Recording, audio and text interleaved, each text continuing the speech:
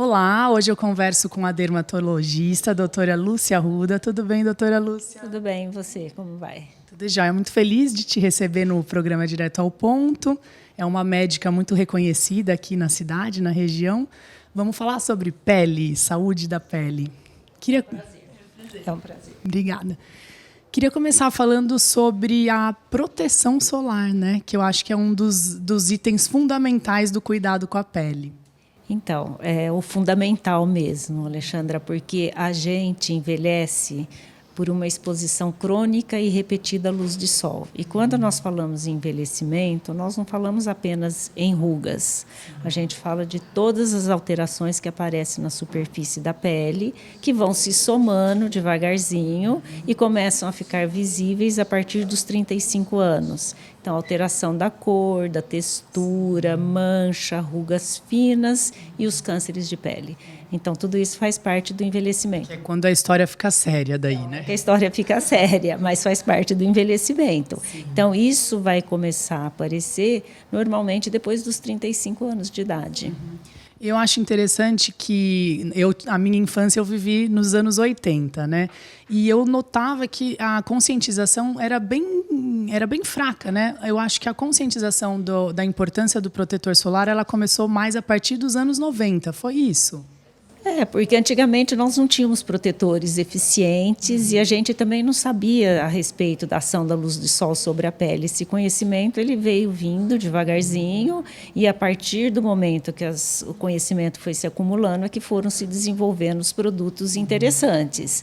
Então, mais ou menos a partir dos anos 90, aí nós tivemos também mudanças importantes nos protetores de sol e cada dia mais, né? Sim.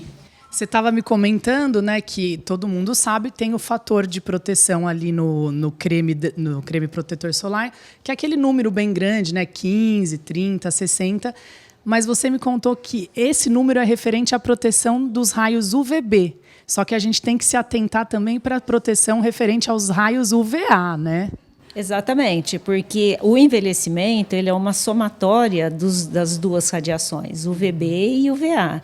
Então, não adianta nós termos um protetor UVB muito alto e não proteger nada do UVA. Vai ser até pior, porque o UVA ele predispõe ao melanoma, que é um câncer muito maligno. Então, nós não podemos ter queimaduras com a radiação UVA. Então, as pessoas precisam ficar atentas. Protege contra a radiação UVB, está escrito o número lá, FPS 50, 30, 60, mas precisa estar especificado também que protege contra a radiação UVA. E normalmente ela é um redondinho. Nós vamos mostrar em imagens de insert aí, mas ela fica, quando tem essa proteção, fica no rótulo do produto a sigla UVA dentro de um círculo, né, de um pequeno círculo. Esse símbolo quer dizer que aquele protetor tem a proteção adequada ao UVA. Às vezes tem uma referência também que eles chamam como PPD, que é uma referência à proteção UVA. Sim, legal. E hoje a gente tem uma gama muito ampla, né, de tipos de protetores solares, né? Graças a Deus a indústria se atentou a isso. Então, nós temos protetores para pele oleosa, nós temos protetores para pele normal, nós temos protetores para pele seca. Por que a indústria se atentou a isso? Porque, cosmeticamente, o protetor tem que ser agradável para a pessoa usar, porque senão ela não usa. Ela vai ter que usar todo dia, ela tem que colocar no rosto alguma coisa compatível com o tipo de pele dela. E que ela sinta agradável, né, em termos de textura, de cheiro. Exatamente, que ela tem um conforto e tem um prazer até em usar. Sim. É sensorial. Então, isso aumenta a aderência ao tratamento. Isso é fantástico. Né? E agora a gente tem os protetores também com cor, com base, protetores que fazem uma base, protetores que só dão uma homogeneizada no tom da pele. Então, existe uma gama enorme para as pessoas. E daí já faz, às vezes, de uma maquiagem esse com a cor, né? Para as mulheres que gostam de usar uma base. Muitas vezes já faz a vez de uma maquiagem e também nós temos hoje no comércio disponível como produtos bem feitos alguns pós que complementam o uso do protetor de sol. Então, quem gosta de aplicar um pó em cima, existe também. Importante também, nós temos alguns protetores que absorvem a oleosidade que vem para a superfície da pele. Então, isso é muito agradável para as pessoas que têm uma pele muito oleosa, né? E o envelhecimento, lógico que ele vai depender de vários fatores, né? Como a carga genética da pessoa, a alimentação e a exposição ao sol. Mas você bloquear essa exposição ao sol diariamente é a medida mais efetiva mesmo para combater o envelhecimento. Seria mesmo, de fato, a medida mais efetiva? Com certeza, ainda é.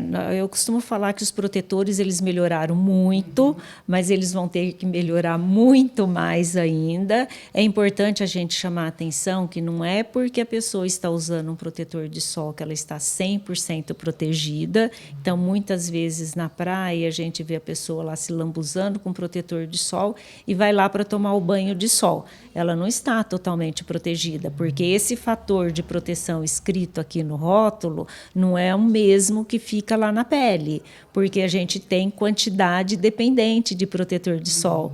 A gente tem outros fatores que removem o protetor de sol. Então, suar, entrar dentro da água do mar, passar a mão, tudo isso, a roupa, tudo isso são fatores que removem a proteção solar. Então, é importante a pessoa se conscientizar que ela precisa usar protetor, mas não é porque ela está usando que ela está 100% protegida. Sim. Então, por exemplo, se ela está na praia num sol forte, o ideal é somar o protetor ao fato de se proteger também numa sombra, no sol nosso brasileiro fortíssimo. Com certeza, o que nós chamamos muita atenção é para proteção física. Então, é aí que vem o importante do óculos de sol, o chapéu, e não é uma viseira, é um chapéu. Hoje, a gente vê muito na praia as crianças com camiseta, então já estão fazendo uma proteção mecânica, uma proteção física. Isso é muito importante. Para a criança é muito importante, sim, porque quantas queimaduras de sol nós já tivemos. Eu até citei o exemplo da minha infância nos anos 80, porque não tinha tanto essa conscientização, eu tomei várias queimadas. Então, hoje em dia é inadmissível existir uma queimadura solar, porque a queimadura solar ela predispõe muito ao melanoma, que é um câncer muito maligno. Então, não pode ter mais queimadura, as pessoas têm que ter essa consciência. E o correto seria a pessoa passar o protetor a hora que ela acorda, antes de ir para a rua, 2 vezes ao dia e uma depois do almoço? Qual seria o ideal? Se ela conseguir passar de manhã, depende da atividade da pessoa. Se é uma pessoa que trabalha em escritório, que ela está dentro do ambiente fechado, é uma coisa. Se é uma pessoa que é um carteiro, por exemplo, que trabalha o dia inteiro na rua, os carteiros hoje eles têm uma proteção física interessante. Eles todos têm chapéu, muitos têm luva. Às vezes a gente anda na rua, vê esses guardas de trânsito também com luva. É até uma questão de saúde do trabalho, né? Saúde do trabalho, exatamente. Então, existe a proteção mecânica.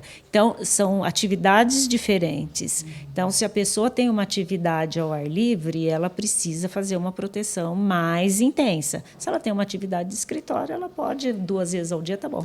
Outro elemento que é importante aí na proteção da pele, né, ao sol, é a vitamina C. Como que ela entra nessa história? Então, a gente fala que ela é uma substância que ela não é protetor de sol, mas ela ajuda na proteção solar porque ela é antioxidante. Então, durante a função celular, durante a exposição ao sol, a geração de radicais livres que danificam estruturas celulares. A vitamina C tem a função de pegar e de captar esses radicais livres, então ela ajuda na proteção solar. Sim. Aí, por exemplo, eu passei por uma consulta com a doutora Lúcia, ela me recomendou passar à noite um creme que tenha vitamina C e depois um que tenha vitamina A. Seriam as 2 substâncias mais importantes, então, para ajudar a manter a saúde da pele? Então, a vitamina C ela faz a proteção, ela entra junto com o protetor de sol, ela pode ser aplicada à noite, porque a célula absorve a vitamina C, e a vitamina A ela faz o tratamento. Então, é o grupo de substâncias que a gente chama de retinoides, que tem a vitamina A na forma álcool e tem a forma ácida, que é o ácido retinóico, que são os melhores revertedores do processo do envelhecimento. Eles agem em todas as camadas da pele, então eles melhoram o brilho, eles melhoram a textura, eles melhoram um pouco a pigmentação. É lógico que isso é o cuidado para casa, né, Alexandra? Eu costumo falar que pele é igual cabelo. O que a gente faz? A gente lava, penteia, faz escovinha, vai no cabeleireiro, corta, alisa, tinge. Pele é a mesma coisa. Faz a lição de casa e vai ao dermatologista de vez em quando para fazer o complemento. Essa somatória que é importante na prevenção do envelhecimento. E por que a gente fala muito em envelhecimento hoje? Porque a população está envelhecendo. Então, estamos vivendo muito mais, né? Se eu não me engano, a expectativa de vida do Brasil está em torno de 75 anos, né? E sendo que para as mulheres é mais alto, né? Chega perto dos 80. E não adianta as pessoas falarem, na hora que eu tiver com 80, eu não vou ligar. Vai. As pessoas, elas continuam ligando. Ainda bem, né? Graças a Deus. Ontem eu participei de uma corrida lá na Riviera e tinha uma senhorinha andando. Eu falei, quantos anos a senhora tem? 84. Eu falei, uau, andando desse jeito. Então, uma pessoa ativa, uma pessoa lúcida. Quero chegar lá sim, né? Desse jeito, exatamente. E só voltando um pouquinho ao ponto da vitamina C, a vitamina C ela está presente nos protetores solares? Alguns, mas elas podem ser usadas fora e também alguns protetores têm substâncias antioxidantes que não a vitamina C. Então, tem outras substâncias que são importantes também e que são antioxidantes. Esses protetores seriam melhores com a adição de vitamina C ou outro antioxidante? Eles são mais práticos, porque você usa uma vez e já está usando 2 produtos, né? Então, eles são mais práticos, mas muitas vezes não tem uma adequação para o tipo de pele. Às vezes é um pouquinho mais oleoso, então, às vezes é difícil a gente usar um produto só, dependendo do tipo de pele. Mas, por exemplo, eu estou usando a vitamina C à noite, antes de dormir. Ela permanece na pele até o dia seguinte, a hora que eu vou passar o protetor solar? Ela continua, a vitamina C continua agindo até o dia seguinte? Continua, porque a célula absorve e ela fica ali estocada. E ela ajuda a ação do protetor solar? Exatamente. Legal. Bem, vamos fazer um breve intervalo aqui e a gente já volta. Voltamos com a dermatologista, a doutora Lúcia Arruda, e agora nesse bloco vamos falar de tecnologias a serviço, né, da saúde da pele, do anti-envelhecimento, falar do laser. Como que essa tecnologia surgiu, doutora Lúcia? Então, veio da necessidade de rejuvenescimento mesmo, e tudo vem vindo com aprimoramento. Hoje nós temos uma variedade grande de aparelhos à nossa disposição. O laser, quando a gente trabalha com luz, a gente fala que nós temos que ter um absorvedor daquele comprimento de luz na superfície da pele e para ter um efeito. Então, por exemplo, se a gente trabalha com um aparelho que chama luz intensa pulsada, que dermatologista gosta muito. O comprimento da luz intensa pulsada ela é absorvida pelo pigmento e pela hemoglobina dentro dos vasos. Então, o que a luz intensa pulsada faz? Homogeneiza o tom da pele, clareia a pele, deixa uma superfície mais regular. Agora, é importante, entra a luz e vai sair calor, porque essa energia ela tem que dissipar. E a hora que sai calor, o calor remodela colágeno. Então, ao final de um tratamento, o que nós temos? Melhora do brilho, melhora da textura e melhora da luminosidade. Então, uma pele mais homogênea. Isso é com um aparelho que chama luz pulsada. O laser, por exemplo, se nós pegamos um laser de herb, um laser de CO2, que hoje eles são fracionados, então sai um chuveirinho de luz, um monte de micropontinhos, né? Quem absorve a água dentro das células. Então, o que ele vai fazer? Destruir células e fazer uma renovação celular. A bem dizer, são microqueimaduras, né? E que aquela queimadura é um mini machucado, ele vai se recompor e vem surgindo uma pele nova. Esses lasers fracionados, eles foram uma revolução, porque a hora que eles saem o chuveirinho, eles penetram, fazem uma microqueimadura e deixam a célula normal do lado. Então, a recuperação é muito mais rápida. O tempo de pós é muito menor, porque antigamente, quando começaram os lasers, quando nós fazíamos um laser de CO2, ficava 3 meses para se recuperar, até sair o vermelho. Porque tinha feito por tudo. Tudo. Hoje, com laser fracionado, é 1 semana. E os pacientes já reclamam 1 semana, mas antigamente eram 3 meses. Eu vou contar a minha experiência. Eu fiz uma vez esse com a luz fracionada, os micropontinhos. Dói bastante, Mas, assim, nos 2 primeiros dias eu fiquei trancada em casa. Não queria sair na rua de jeito nenhum, porque eu estava inchada. Mas no terceiro dia, com uma base, assim, já deu para sair na rua. Quarto, quinto dia, tava aquela casquinha branca, né? Descamando a pele, mas muito legal o resultado. Homogeneiza bem a cor e a textura. E aí melhora poros, melhora rugas superficiais, porque ele está destruindo célula. E como ele faz um calor mais intenso, então o remodelamento do colágeno é mais intenso também. Então, muitas vezes melhora a cicatriz de acne. Então, ele é um tratamento... Isso é legal notar, não é só para o anti-envelhecimento, né? É para quem teve muita acne, tem muitos furinhos na pele. Quem tem uma pele muito oleosa, nós vamos envelhecendo, a nossa pele aqui no centro do rosto, que é rica em glândula sebácea, ela vai aumentando, vai ficando com aquele aspecto de casca de laranja. Sim. Isso o laser melhora muito. Até esse visual dos poros, né? Melhora demais, porque age dentro do folículo do pelo. Então, tem um remodelamento grande, tem uma melhora de textura de pele muito intensa. E esses que a gente estava falando, que são, você falou, chuveirinho, né? São micropontinhos, tem 2 tipos, o de CO2... E o de hérbio. O hérbio é mais superficial, um comprimento de onda menor, o CO2 é um comprimento de onda maior, então ele penetra mais, então é tudo proporcional ao pós e ao resultado, né? Quanto mais agressivo, pior o pós, pior o resultado. E aí também a gente pode adequar, porque se vem um paciente mais jovem, às vezes não precisa fazer o CO2, a gente pode fazer o hérbio. Se é uma paciente muito idosa, não adianta fazer muito hérbio, tem que fazer várias vezes, é melhor fazer o CO2. Então, nós vamos adequando. Eu falo que tudo é um programa. Como eu quero chegar aos 40, aos 50, aos 60, aos 70, aos 80. O interessante aí, então, é ter um planejamento de longo prazo, né? Por uma vida, eu falo. Gente, todo mundo vai ao cabeleireiro quantas vezes? Uma vez por mês. Precisa ir no dermatologista e fazer um tratamento. Essa manutenção da pele, né? A cada 6 meses, 2 vezes por ano. É isso que eu ia falar. A partir de que idade pode ser feito o laser de CO2 ou o hérbio? Então, depende. Se é um paciente que tem muita cicatriz de acne, pode ser feito no adolescente.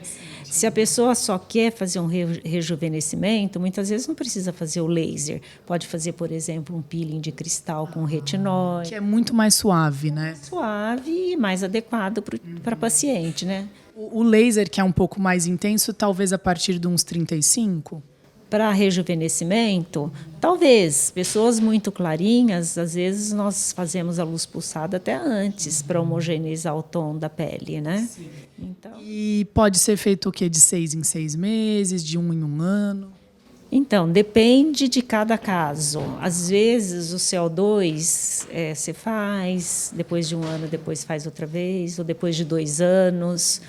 O Herbion, às vezes, você faz, 3 meses depois faz outra vez. Depende da disponibilidade, depende do que você quer tratar, depende do enfoque do paciente. Então, se chega uma noiva, uma mãe de noiva, que fala, olha, daqui 3 meses eu tenho um casamento, você vai enfocar de um jeito. Uhum. Se a pessoa fala, não, eu quero me tratar para chegar melhor para a minha idade, porque eu falo que a gente não volta à idade, a gente chega melhor para a idade.